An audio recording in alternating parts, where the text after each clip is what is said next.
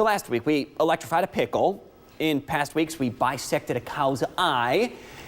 You know what? I have a feeling that Sarah from the Imagination Station, who is having fun playing with balloons this morning, is going to have something maybe just as fun or maybe more explosive this morning. Sarah, what's up? Well, Chris, it's finally, well, it was getting a little bit warm. We got all this crazy rain, right? Crazy storms, crazy rain. So, well, now we'll have to wait for everything to dry up before we can start mowing again. But I thought we would talk about some combustion and some safety while you're grilling and being out in the yard. And okay. All right. So we're going to start with our safety glasses today because, like you said, it might be a little bit explosive. All right. Now, we need 3 things to make combustion. We need flame, fuel, and oxygen. And I happen to have all those things with me today, okay? So we are gonna start with this balloon that's right over here. Now inside that balloon we have some fuel, okay, in the form of hydrogen gas. Where's our oxygen? In the air around us. Right, it's always in the air around us. And then I have a very small candle on a stick here for you. So I'm gonna light this for you. And what I want you to do is take that small flame and I just want you to put it near the bottom of that balloon, okay? So go ahead and 3, 2, 1. Ooh.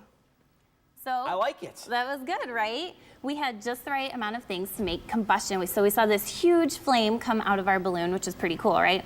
Now the reason we bring this up is because something just like that could actually happen at your house if you're not careful, right?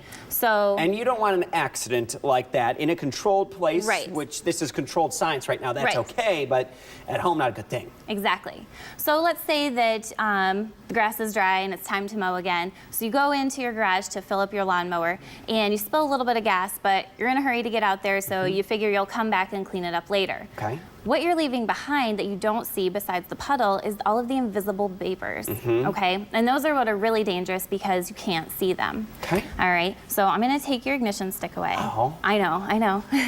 So I'm gonna set that over here out of the way. And to kind of show you what would happen in your garage if you leave that puddle and then maybe you pull your lawnmower to start it and there's a small spark, I'm going to show you just what could happen in your garage, all right? So go ahead and will you light that small candle for me over there? Sure can. Okay. Now our fuel for this experiment is definitely volatile. It's similar to the hydrogen, but it's in a liquid form, okay?